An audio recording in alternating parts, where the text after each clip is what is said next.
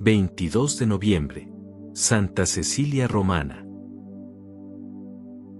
¿Cómo es posible que el cuerpo de una joven romana, martirizada en los primeros siglos del cristianismo, haya sido hallado siglos después reposando como si solo estuviera dormida, con el rostro vuelto hacia la tierra y las manos juntas señalando con los dedos algo maravilloso, rindiendo gloria a Dios?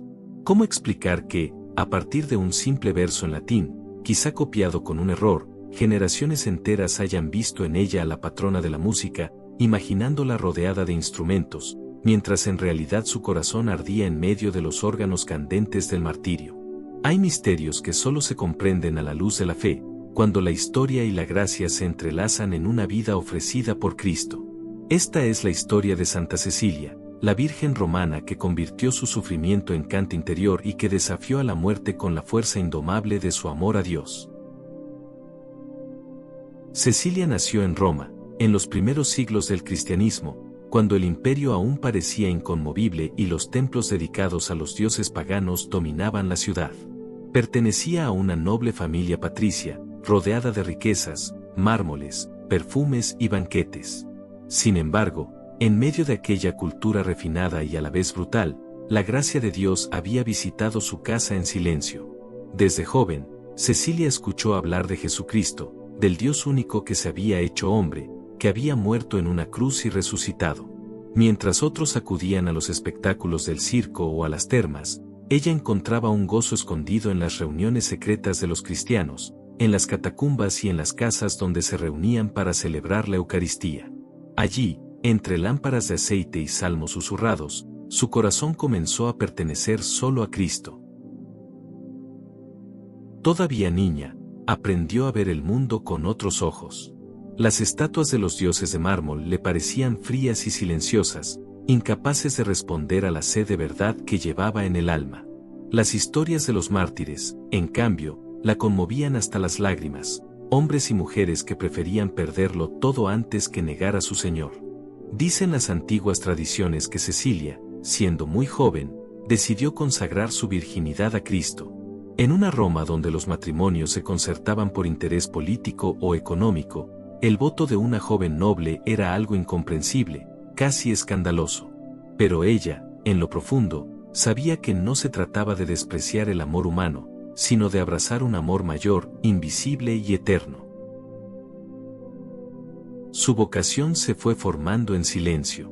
Bajo las finas telas propias de su condición social, llevaba en contacto con la piel una áspera túnica de penitencia. Ayunaba varios días a la semana, ofrecía pequeñas renuncias y pasaba largas horas en oración. A los ojos del mundo era una joven más de la nobleza romana, a los ojos de Dios, era una lámpara encendida en medio de la oscuridad. En la soledad de su habitación, tal vez en una domus adornada con mosaicos y columnas, ella repetía: Señor, guarda mi corazón y mi cuerpo inmaculados, para que no me confunda. Era la súplica de quien sabe que la pureza no es solo una virtud externa, sino un estado del alma, una transparencia total ante la mirada de Dios. Pero sus padres veían la vida de otro modo. En una cultura donde el honor de la familia se jugaba en alianzas y matrimonios, consideraron necesario prometer a Cecilia en matrimonio con un joven patricio llamado Valeriano. Él era pagano, culto, probablemente acostumbrado a las costumbres del mundo romano, sacrificios a los dioses, banquetes, política, amistad con otros nobles. La decisión estaba tomada, nadie le preguntó a Cecilia si quería. Y sin embargo, en el misterio de la providencia, aquel matrimonio impuesto sería el escenario donde se manifestaría la fuerza de su fe. Llegó el día de la boda. La casa se llenó de invitados vestidos con túnicas blancas, collares de oro, perfumes de oriente. Los músicos tocaban melodías alegres con flautas, liras y órganos de fuelles. El aire vibraba con risas y conversaciones. La mesa rebosaba de alimentos y vinos. Todos celebraban la unión de dos familias poderosas. Solo una joven, en medio de la fiesta, guardaba en el corazón un secreto que cambiaría el destino de muchos. Mientras los músicos tocaban como narran más tarde las antiguas actas, Cecilia no se dejó arrastrar por la vanidad de aquel día. Cantaba en su corazón al Señor, rogando que Él protegiera la promesa que le había hecho en silencio. Esa noche, cuando la casa se sumió en la penumbra y el bullicio de la fiesta se transformó en murmullo lejano, los recién casados quedaron solos. Cecilia, armada de una valentía que solo puede nacer del Espíritu Santo, miró a Valeriano con serenidad y suavidad, y le reveló el secreto que guardaba desde niña. Le habló de su voto de virginidad y, sobre todo, le habló de un ángel del Señor que Dios había puesto como custodio de su pureza. Le dijo que si él respetaba esa consagración, el ángel le amaría como la amaba a ella, pero si intentaba forzarla, aquel mensajero del cielo se indignaría. Valeriano, sorprendido, dudó. La mentalidad de su tiempo no comprendía estas cosas. ¿Voto de virginidad? ¿Un ángel invisible que custodiaba a su esposa? Y sin embargo, la paz en el rostro de Cecilia y la firmeza de sus palabras desarmaron sus resistencias. No estaba ante el capricho de una muchacha asustada, sino ante un misterio que la superaba. Con el corazón inquieto, respondió: muéstrame a ese ángel. Si es realmente un ángel de Dios, haré lo que me pides. Entonces Cecilia, que no quería apoyarse en sus propias fuerzas, lo condujo hacia la fuente verdadera de toda gracia. Le dijo que, si aceptaba creer en el Dios vivo y verdadero y recibía el bautismo, sus ojos se abrirían para ver lo que ahora le parecía imposible. Valeriano, movido por la curiosidad y quizá por una secreta fascinación ante aquella fe que no entendía, aceptó. En plena noche, salió de la casa y se dirigió hacia las afueras de Roma, por la vía Apia, hasta un lugar donde los cristianos se escondían entre los pobres. Allí se encontraba el obispo Urbano, pastor de aquella comunidad perseguida.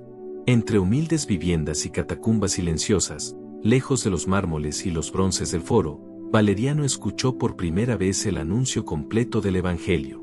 Urbano, iluminado por el Espíritu, le presentó la fe: un solo Señor, un solo bautismo, un solo Dios y Padre de todos. No era una filosofía más, ni una superstición, era la irrupción del Dios verdadero en la historia. Ante esas palabras, el corazón de Valeriano se abrió. Aceptó la fe, recibió el bautismo y renació del agua y del Espíritu. La noche romana, poblada de sombras, se llenó para él de una luz nueva. Cuando regresó a su casa, ya no era solo un marido pagano, sino un hermano en Cristo. Entró en la habitación donde Cecilia esperaba en oración, y allí, según narra la antigua tradición, vio junto a ella a un ángel resplandeciente, de pie, con una belleza que ninguna escultura podría igualar. El ángel llevaba en sus manos 2 coronas, una de rosas y otra de lirios, símbolos de caridad y pureza. Las colocó sobre sus cabezas y desapareció. Desde ese momento, el matrimonio dejó de ser una simple unión humana para convertirse en una alianza espiritual, 2 corazones unidos en la castidad por amor a Cristo. Poco después, el hermano de Valeriano, Tiburcio, comenzó a notar el cambio en los recién bautizados. Algo en su modo de hablar, de mirar, de vivir, era diferente. Intrigado, preguntó: ¿qué había pasado? ¿Qué Dios era ese del que hablaban con tanto fervor? En un mundo donde la muerte parecía el final de todo, le hablaban de una vida eterna, de un cielo donde el amor no termina. Tiburcio dudaba: ¿quién ha vuelto de más allá de la tumba a hablarnos de esa otra vida? Entonces Cecilia, con paciencia y ternura, le habló largamente de Jesús, de su muerte y resurrección, de los testigos que lo habían visto vivo. Y la gracia volvió a actuar. Tiburcio también recibió el bautismo y vio maravillas que el mundo no conoce. Convertidos los 2 hermanos, su fe no se quedó en un sentimiento interior. En tiempos en que los cristianos eran perseguidos y ejecutados, una de las obras de caridad más valientes era recoger los cuerpos de los mártires, darles sepultura digna y rezar por ellos. Valeriano y Tiburcio se dedicaron a esta tarea arriesgada, movidos por un amor que no teme ni siquiera a la muerte. Bajaban a las catacumbas, iluminadas por pequeñas lámparas de aceite, y allí, entre galerías excavadas en la roca, depositaban los cuerpos de aquellos que habían dado la vida por Cristo. En cada tumba, en cada nombre grabado, veían no una derrota, sino una victoria. Pero esa valentía no pasó desapercibida. Pronto fueron denunciados y arrestados. Llevados ante el prefecto Almaquio, Turcio Almacio en algunas tradiciones, se encontraron frente a la prepotencia del poder imperial. El prefecto les ofreció la libertad a cambio de un simple gesto: sacrificar a los dioses. Solo tenían que arrojar un puñado de incienso al altar de Júpiter. Pero los dos hermanos sabían que aquel gesto sería una traición a Cristo. Tiburcio habló con una lógica que al prefecto le pareció locura. Valeriano, con serenidad, le explicó que ellos obedecían a un único médico del alma, Jesucristo, que les enseñaba a mirar más allá de los placeres pasajeros hacia la felicidad eterna del cielo. Almaquio se impacientó. Enojado, mandó azotarlos. Mientras los golpes caían sobre sus espaldas, ellos no maldecían, sino que animaban a los cristianos presentes a permanecer firmes en la fe. Finalmente, fueron condenados a muerte en un lugar llamado Pagus Triopius, a las afueras de Roma. Allí, junto a ellos, un funcionario llamado Máximo, conmovido por su fortaleza, confesó también la fe cristiana y fue martirizado.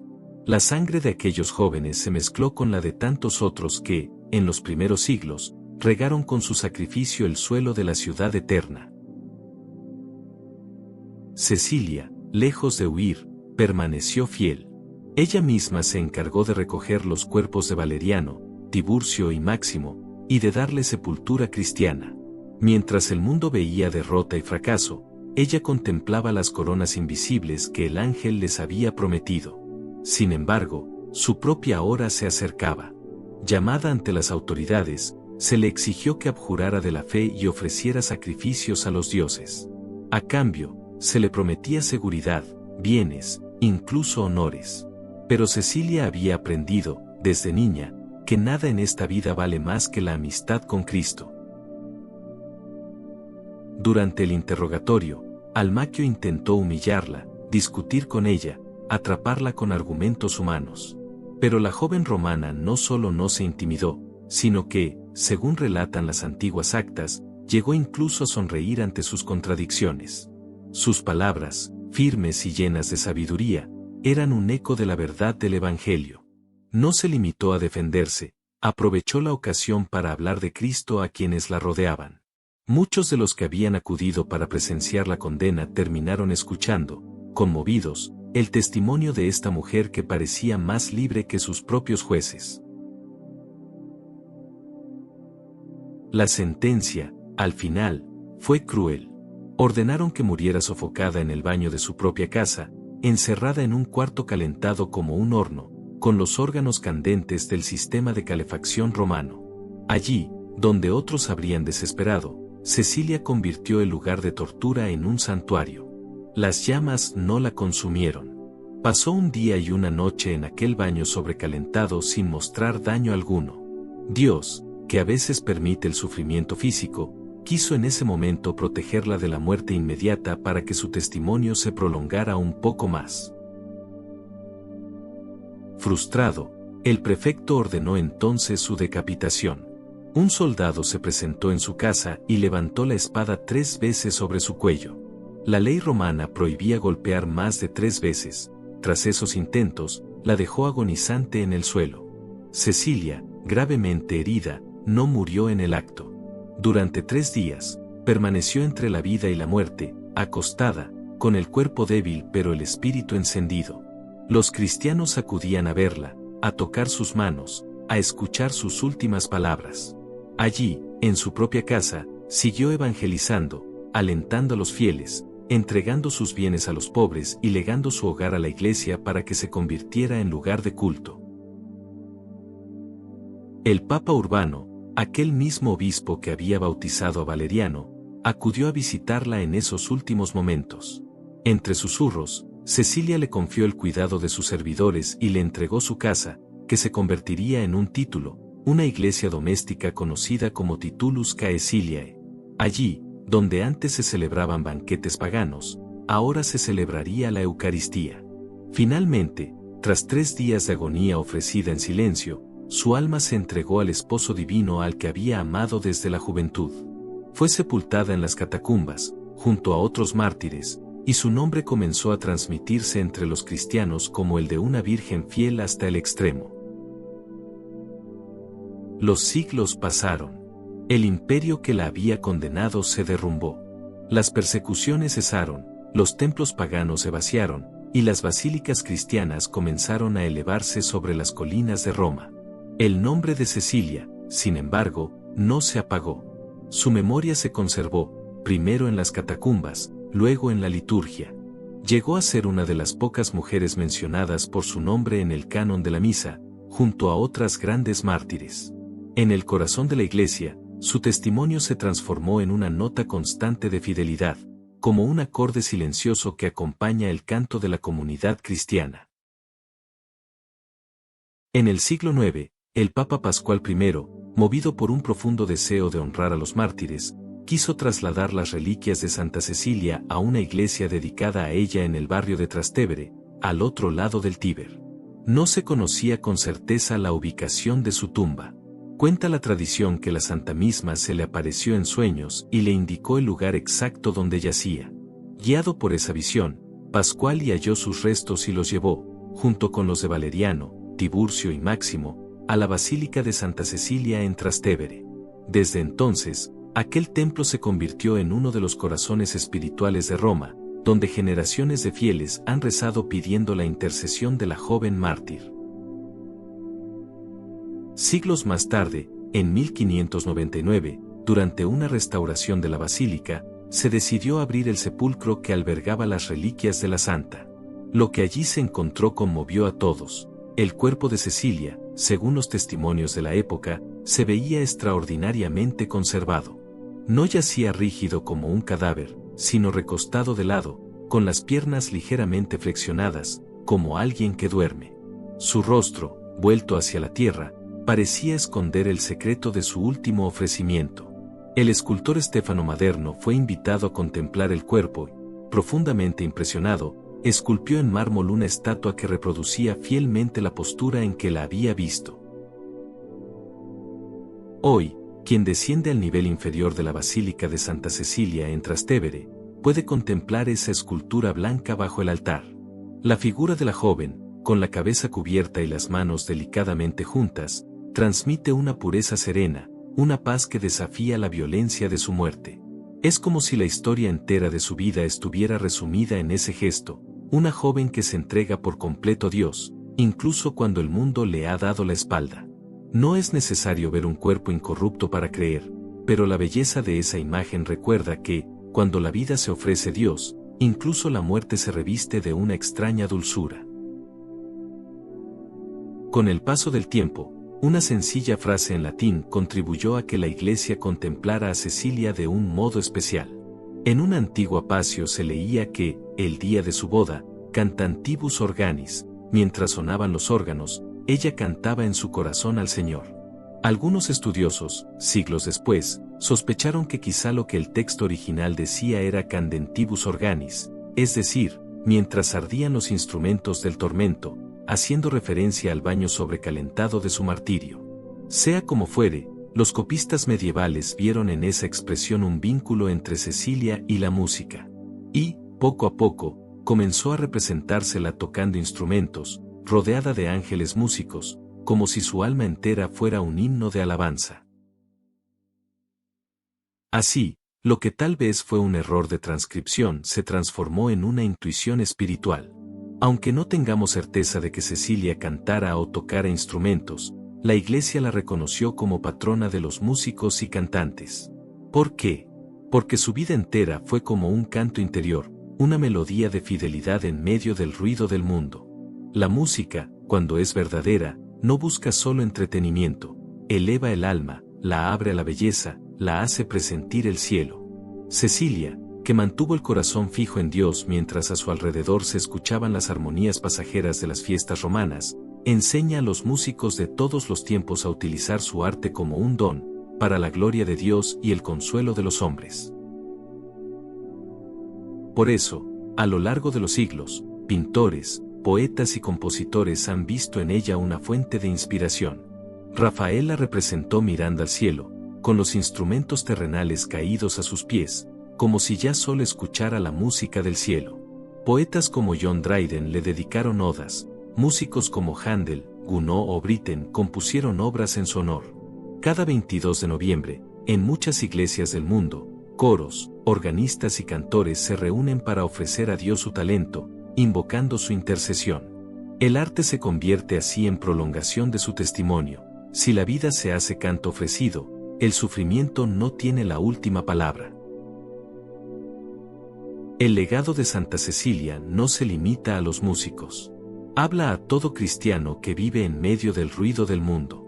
En una cultura que, como la suya, muchas veces da la espalda a Dios, su ejemplo invita a mantener un canto interior de fe, esperanza y amor. Enseña que se puede vivir en medio de riquezas, honores, responsabilidades humanas, sin dejar que el corazón se esclavice a ellas. Enseña que la pureza no es una negación triste, sino una afirmación luminosa, pertenecer enteramente a Dios. Enseña que el matrimonio, aun cuando no se viva como ella en virginidad consagrada, está llamado a ser una alianza de amor que conduce a Dios, no a apartarse de Él. Su coraje ante la persecución recuerda a los cristianos de hoy que la fe no es un adorno, sino una elección radical. Quizá hoy no se nos pida derramar sangre, pero sí aceptar pequeñas muertes cotidianas, renunciar al egoísmo, perdonar, mantener la fidelidad en medio de la incomprensión, no avergonzarse de confesar a Cristo en ambientes hostiles. La vida de Cecilia muestra que, cuando el alma se apoya en Dios, el miedo disminuye y la libertad crece. Ella, que sonreía ante el poder arrogante de sus jueces, es un modelo de esa libertad interior que ninguna amenaza puede arrebatar. En un mundo donde el ruido digital, la dispersión y la prisa parecen ahogar el silencio del corazón, Santa Cecilia invita a recuperar el espacio interior donde el alma canta a Dios. Cada vez que un cristiano reza en silencio, cada vez que alguien ofrece su trabajo, sus alegrías y sus dolores como un himno escondido, algo del espíritu de Cecilia revive. La belleza, ya sea en la música, en la palabra, en la caridad, se convierte entonces en un camino hacia Dios. Porque el verdadero arte, el que nace de un corazón unido a Cristo, no se busca a sí mismo, sino que señala hacia lo alto. Por eso, cuando la Iglesia la celebra, no solo recuerda a una joven mártir de la Roma antigua, sino que contempla en ella un modelo eterno, el de un alma que supo transformar todos los sonidos de la vida, fiestas, amenazas, interrogatorios, susurros de oración, en una sola melodía de amor a Dios. Su casa convertida en iglesia, su cuerpo dormido en el mármol, su nombre resonando en el canon de la misa y en los coros del mundo, son como notas de un mismo canto que no ha terminado. Es el canto de los santos, de aquellos que, como ella, respondieron al amor de Cristo con una entrega total. Oración a Santa Cecilia. Santa Cecilia, Virgen y mártir de Cristo, que supiste guardar tu corazón y tu cuerpo inmaculados en medio de un mundo pagano. Míranos hoy, a nosotros que caminamos entre ruidos, prisas y distracciones. Enséñanos a cantar en silencio en nuestro corazón, como tú cantabas al Señor mientras los músicos tocaban y el mundo no comprendía tu secreto.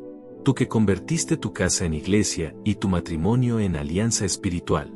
Intercede por nuestras familias, para que sean lugares de fe, de pureza y de caridad, donde Cristo sea amado sobre todas las cosas. Tú que no temiste al poder de los hombres ni a las amenazas de la muerte, alcanza para nosotros valentía para confesar nuestra fe, firmeza en las pruebas, fidelidad en las pequeñas decisiones de cada día. Que sepamos, como tú, preferir perderlo todo antes que alejarnos del amor de Dios. Santa Cecilia, patrona de los músicos y de todos los que buscan la belleza, inspira a quienes cantan, tocan y componen, para que su arte sea un reflejo de la armonía del cielo, y un consuelo para los corazones heridos. Que la música que brota de sus manos y de sus labios, conduzca a muchos al encuentro con Cristo, músico divino que creó toda hermosura. Te pedimos, finalmente, que acompañes nuestro último canto en esta tierra, cuando llegue la hora de cerrar los ojos a este mundo. Que, como tú, podamos entregar nuestra vida en las manos del Padre, confiando en que el amor es más fuerte que la muerte, y que, unidos contigo y con todos los santos. Participemos un día del eterno himno de alabanza en el cielo, donde el Padre, el Hijo y el Espíritu Santo son adorados por los siglos de los siglos. Amén.